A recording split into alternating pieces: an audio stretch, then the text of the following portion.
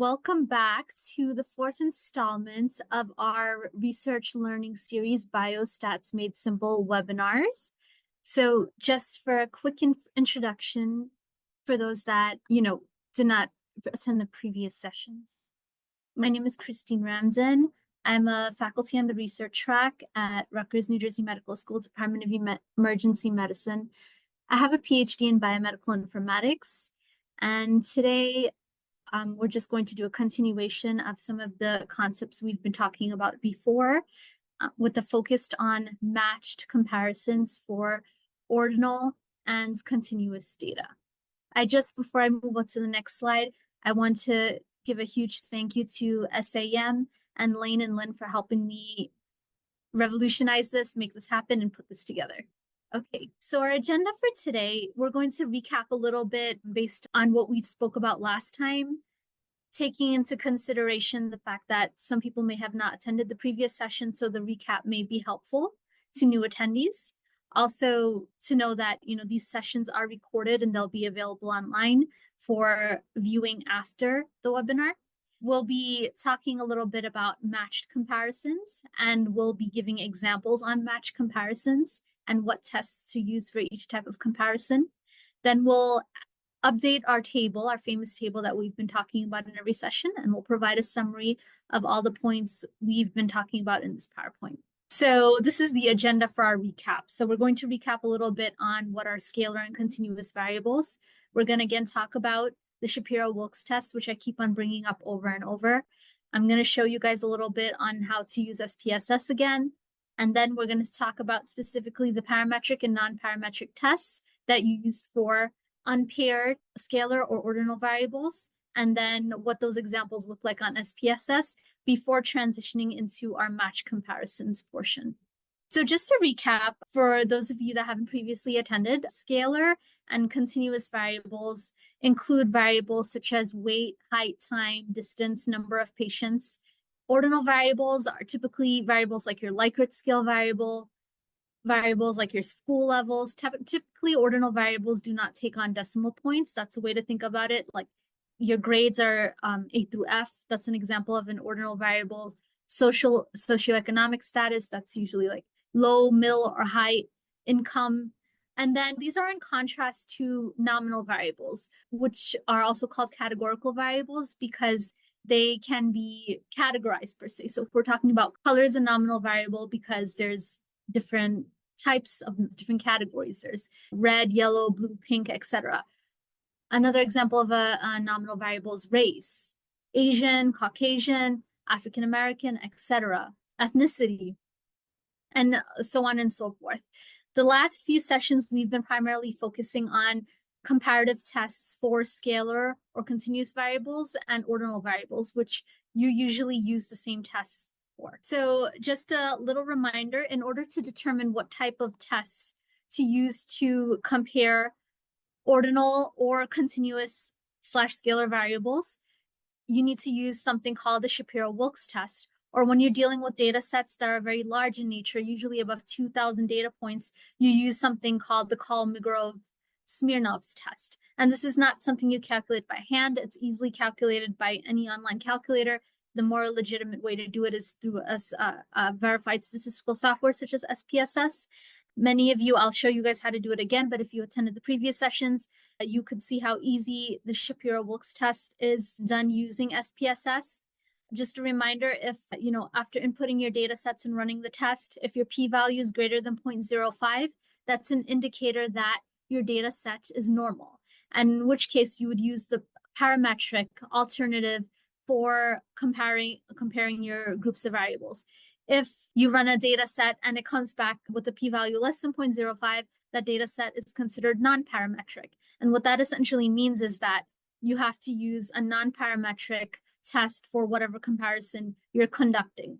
Now, disclaimer here, obviously when you're comparing groups, you have two data sets you're dealing with. In order to use the parametric or normal tests, both of your data sets have to be normal, or they have to pass the Shapiro-Wilks test of being greater than 0.05. However, if even one of those data sets has a Shapiro-Wilks test of less than 0.05, you have to use the non-parametric alternative for that test.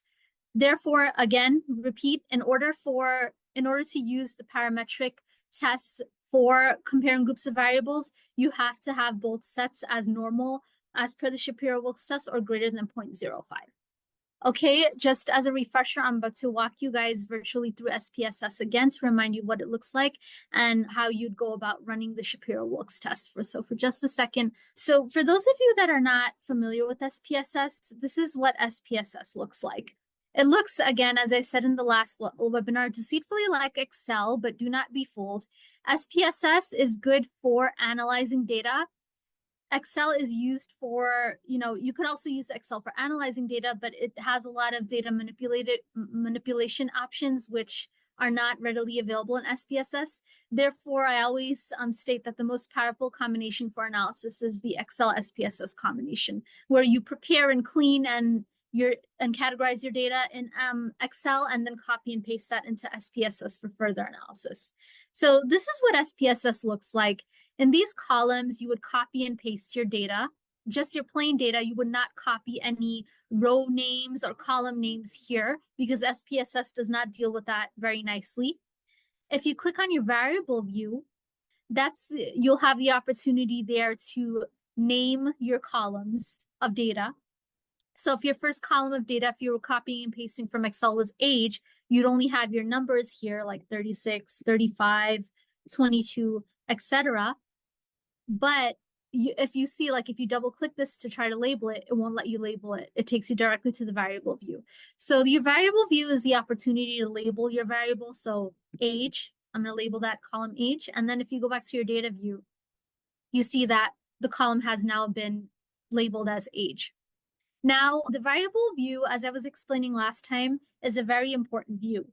And the reason why it's important is because it allows you to define your measures. It allows you to define the types of, variables that you're dealing with. And that's very important because SPSS is very picky when it comes to types of variables and tests. If you do not have the variables labeled appropriately, it will not perform the indicated test for you because it'll say that you cannot use this test for this type of variable. So notice here, I keep on emphasizing these three concepts of scalar, ordinal, and nominal are very important in every single webinar, and you can see why. Because you will have to label your variables accordingly in order to perform the indicated test. So age, as we know, is a scalar variable, so I would indicate that as scale, and then move on to my next variable. Had it been a nominal variable, I would have changed it to nominal. Had it been an ordinal variable, I'd change it to ordinal variable.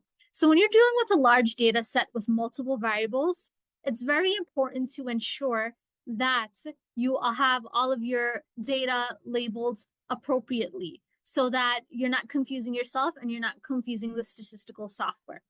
Now, just a quick recap on how to easily do Shapiro-Wilks test here. You go to Analyze, Descriptive Statistics, Explore, and then whatever scalar variables you have. Shapiro-Wilks test, again, is only used for scalar and ordinal variables. So you would move that over here. Then you would hit plots. You'd hit normality, plots with tests, and hit continue. And then I'm going to hit OK. And then see that SPSS produces output.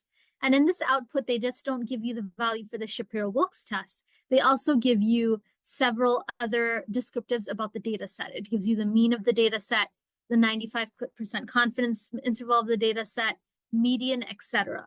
Again, a quick reminder, kind of tying this all together.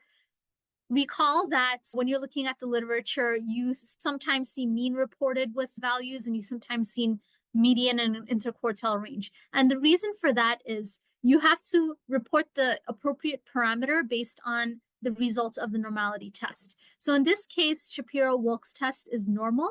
So therefore, you can report the mean and the standard deviation next to your parameter if you're reporting it in a paper.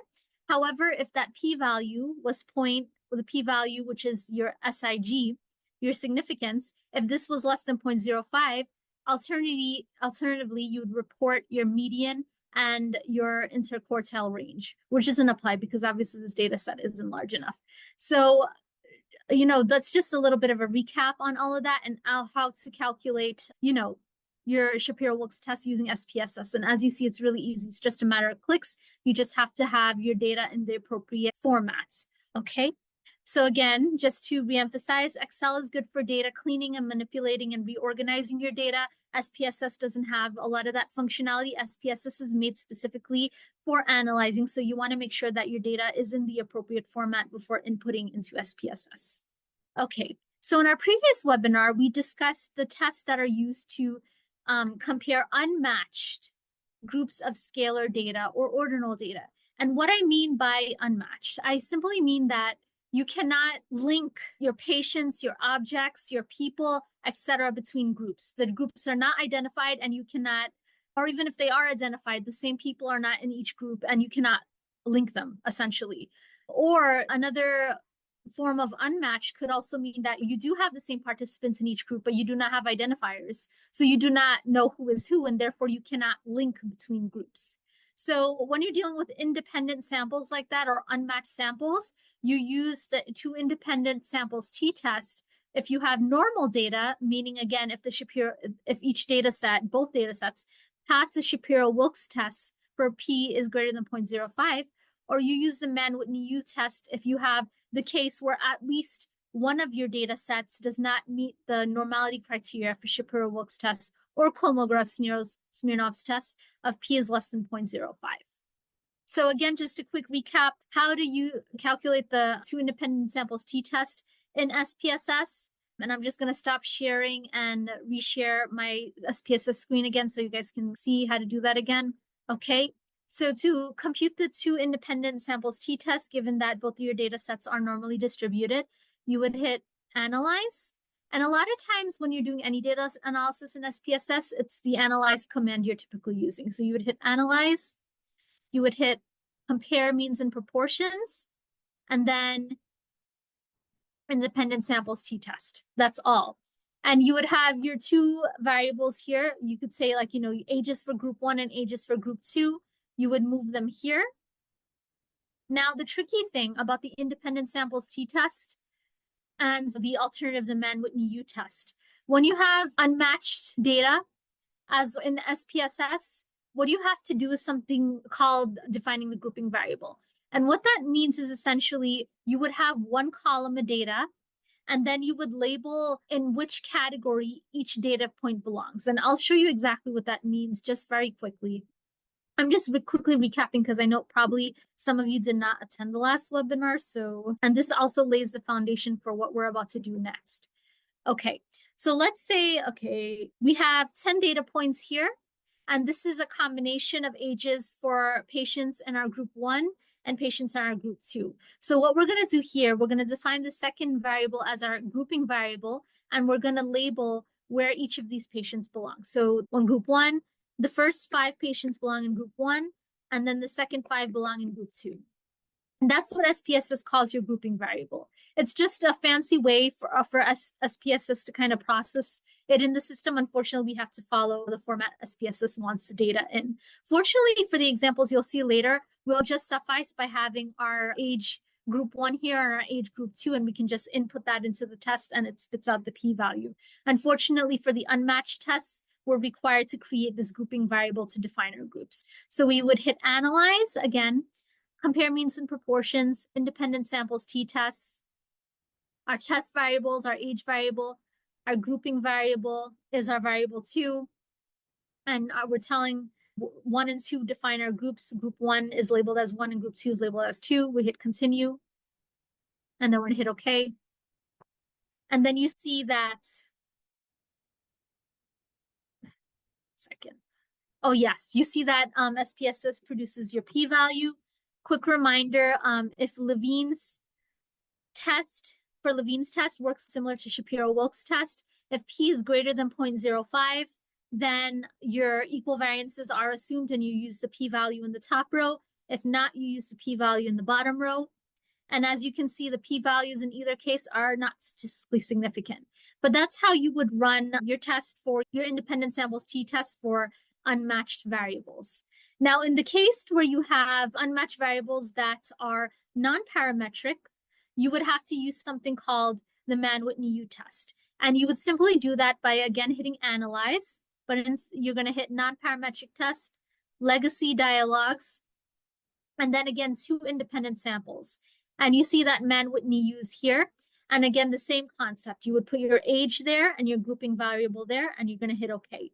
So that's essentially a summary of everything we discussed in our last presentation.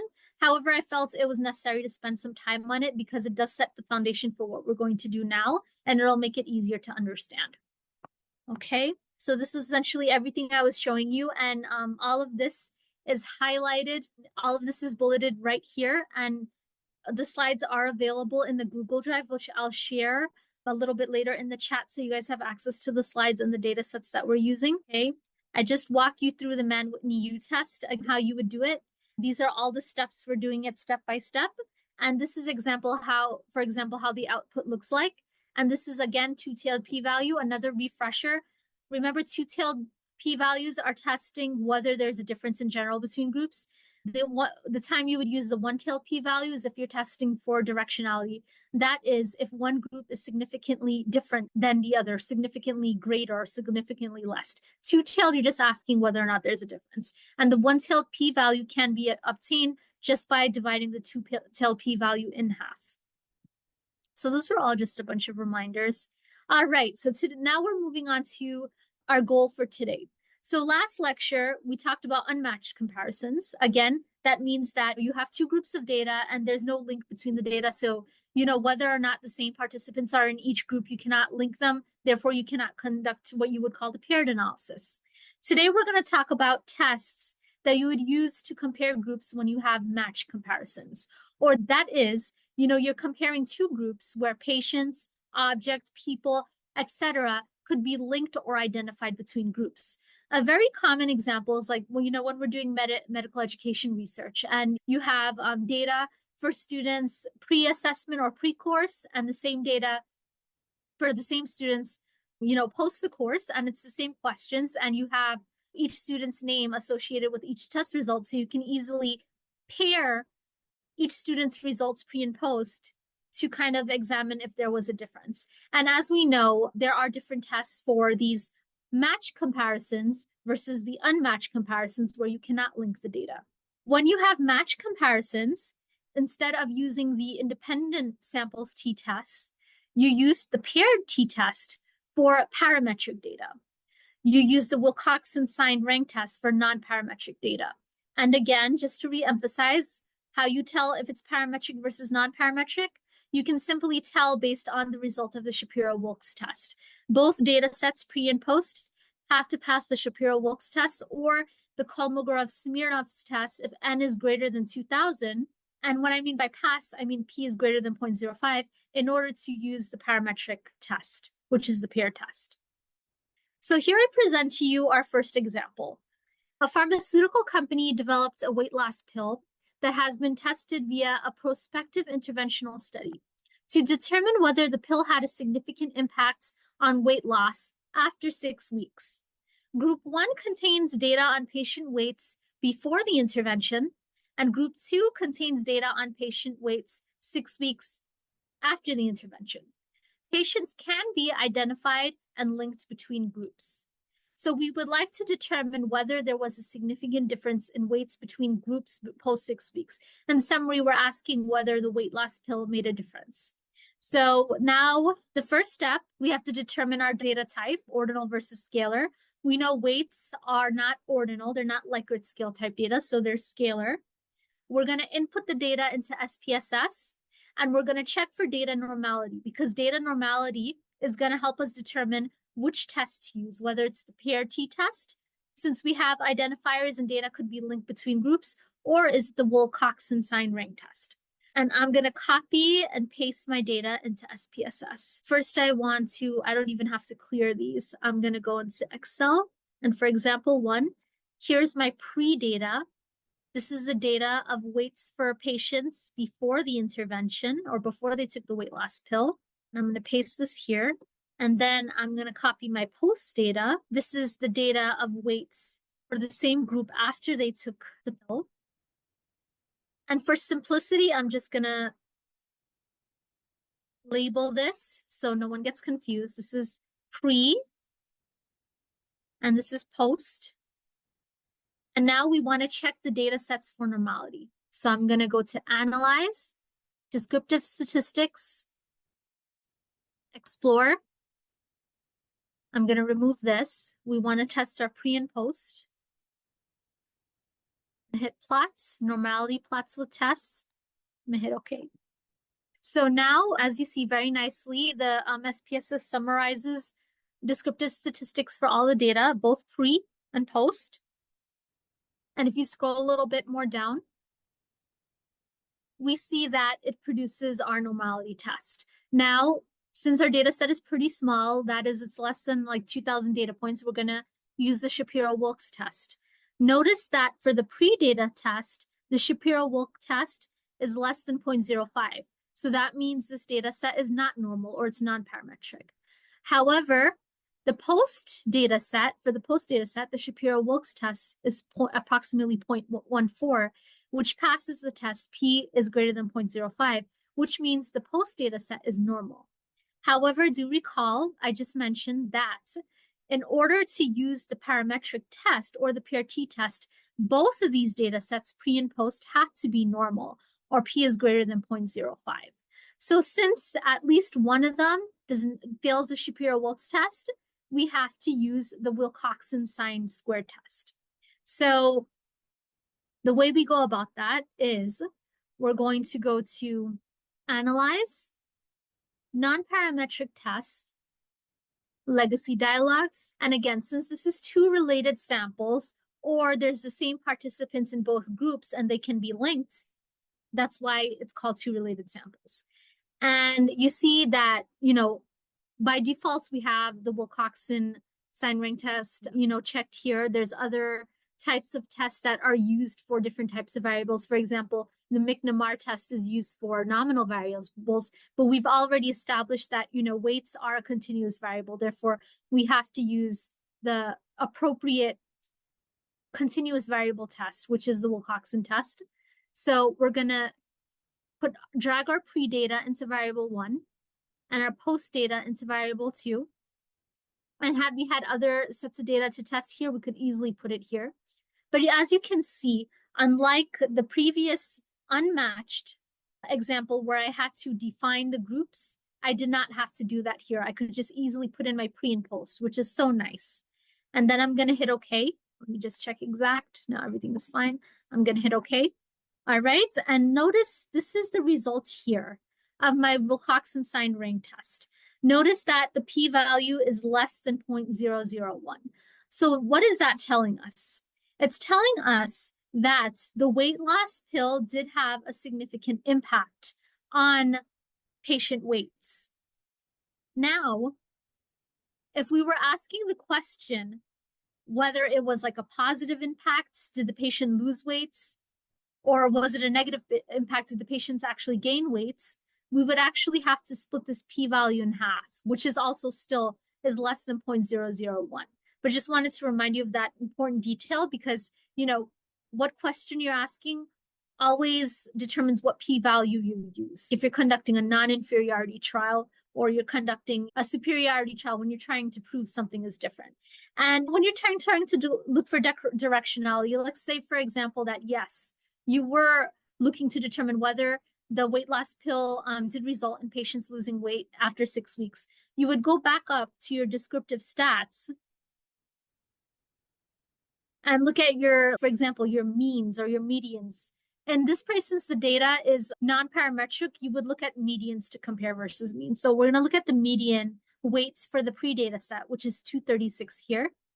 And we're going to look at the median for the post-data set, which is 190 here. So clearly we see there was a decrease in weights.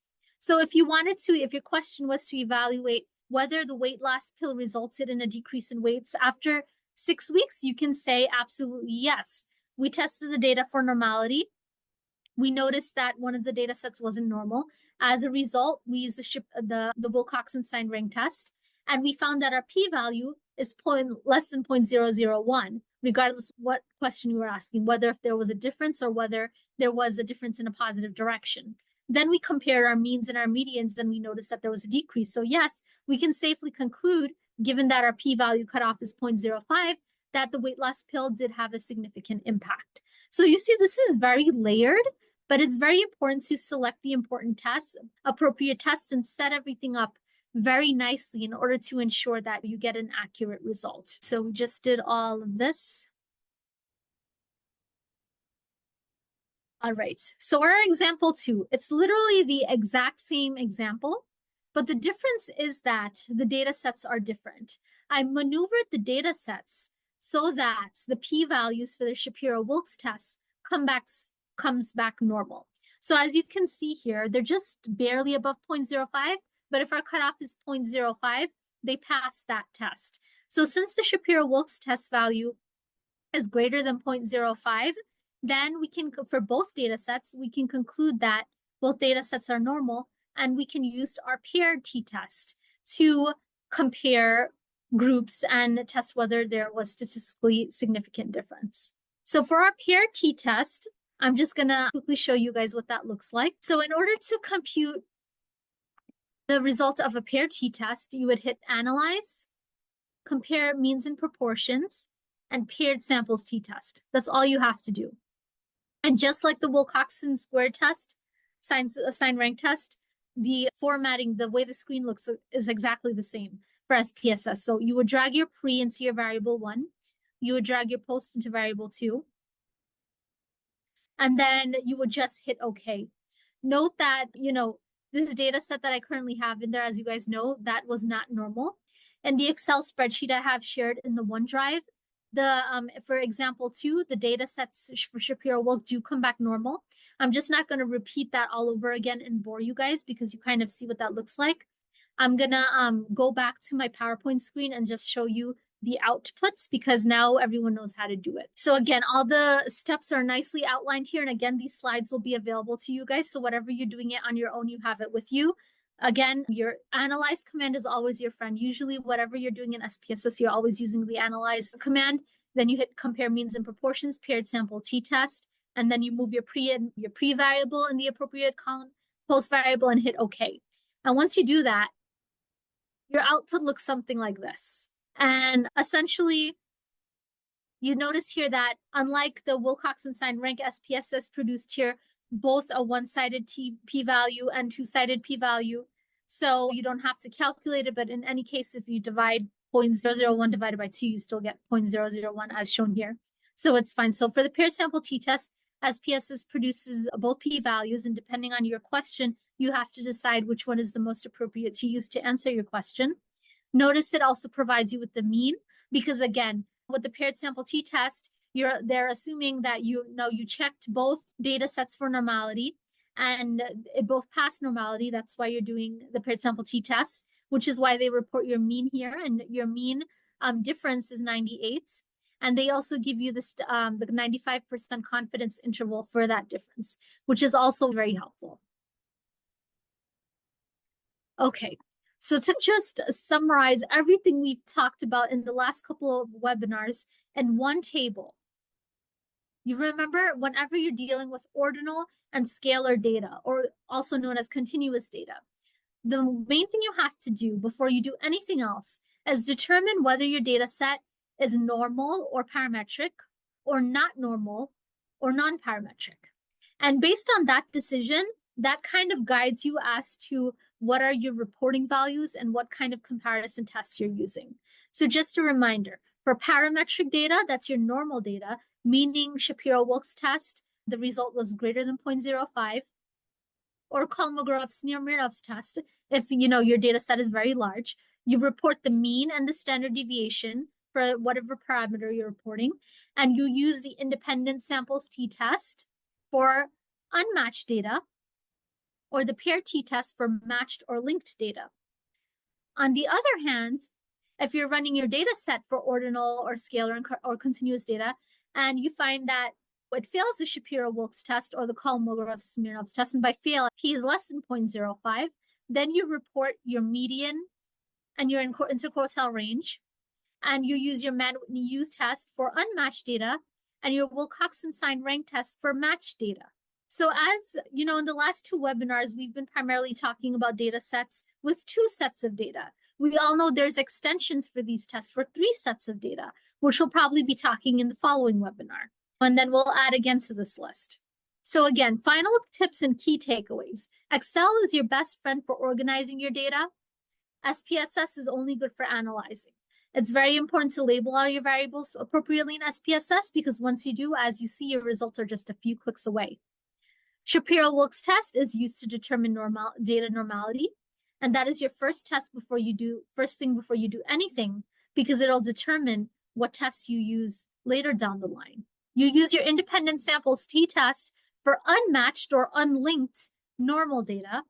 You use the Mann-Whitney U-test for unmatched or unlinked non-normal data. And then, as we spoke about today, you use pair tests, such as the paired t-test or the Wilcoxon-Sign rank test for linked data, meaning you can identify the data between groups and you can match patients or match respondents or whatever you're matching between groups. So you use the paired t-test for normal data or the Wilcoxon-Sign rank test for non-parametric data. And again, depending on the question you're asking, whether you're doing a non-inferiority trial or you're doing like a superiority trial, depending on your goal, you would use your one-tailed or two-tailed p-value. And what I mean by that is one-tailed p-values are used for directionality. That is, if you're valuing the impact of an intervention, and if you want to know that, in our example, did the weight loss pill significantly decrease patient weights post 6 weeks? That's directionality because you're asking about a decrease. You use the one-tailed p-value. If you just wanted to evaluate whether there was any difference without specifying an increase or decrease, you would specify your two-tailed p-values. So that was pretty much it. I just went a little bit above a half hour, so I'm proud of myself. I just want to open it to any questions, and I have provided here my name and my email. I hope that was helpful. Thank you all. So again, I hope to see you next month for our next webinar, likely to be looking at, comparisons between 3 groups of data. And with that, I'll let you guys go, and happy Halloween and see you next month.